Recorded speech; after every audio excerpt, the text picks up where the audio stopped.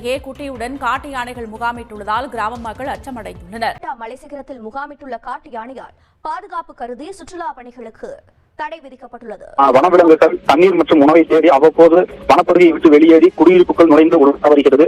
கடந்த 2 வாரமா செய்தியில எல்லாமே யானை பத்தி தான் அதிகமான செய்தி வருது. யானை ஊர்ல வந்துருச்சு, மக்கள் அச்சம் அப்படின்னு யானை யானை யானை யானை மட்டும்தான் போயிட்டு இருக்கு. எனக்கு புரியல.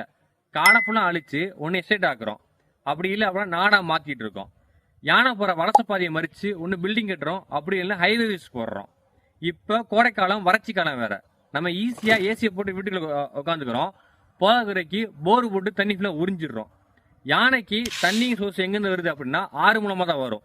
நம்ம அதையும் அணைக்கட்டு போட்டு நிப்பாட்டி வச்சிடறோம். அப்ப ஆத்துல தண்ணியும் இருக்க மாட்டேங்கி. இந்த டேம் எங்க இருக்கு அப்படின்னா ஊருக்கு அவுட்டர்ல டேம் இருக்கு. அப்ப யானை என்ன செய்யுது, அந்த அந்த அந்த தண்ணி தேடி போகும்போது அங்கேயும் தண்ணி இல்லை அப்படிங்கும் போது அங்கிட்டு ஈஸியா ஊருக்குள்ள வந்துடுது. அப்படி வரும்போது தான் யானைக்கும் மனிதர்களுக்கான மோதல் அதிகமாக ஏற்படுது.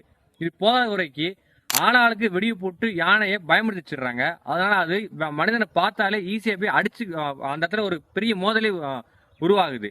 நம்ம பண்ற சின்ன சின்ன தப்புனால இயற்கையோட இதுவே மாறி எங்கேயோ போய் நின்று ஏதோ ஒன்று பண்ணி விட்டுருது. பண்றது ஃபுல்லா நம்ம, ஆனா பழி ஃபுல்லா யார் மேல? விலங்குகள் மேல. இதைத்தான் என்ன சொல்றேன், ஈகோ சிஸ்டத்தை மாத்தாதீங்க அப்படின்னு சொல்றேன். மனித விலங்கு மோதல் வேற எங்கேயும் இல்லை, நம்மகிட்ட தான் ஆரம்பிக்குது. நமக்கு வளர்ச்சி தேவைதான், இல்லைன்னு சொல்லல. ஆனா இயற்கையை அழிச்சுதான் வளர்ச்சி வரணும் அப்படின்னா எந்த அவசியம் கிடையாது.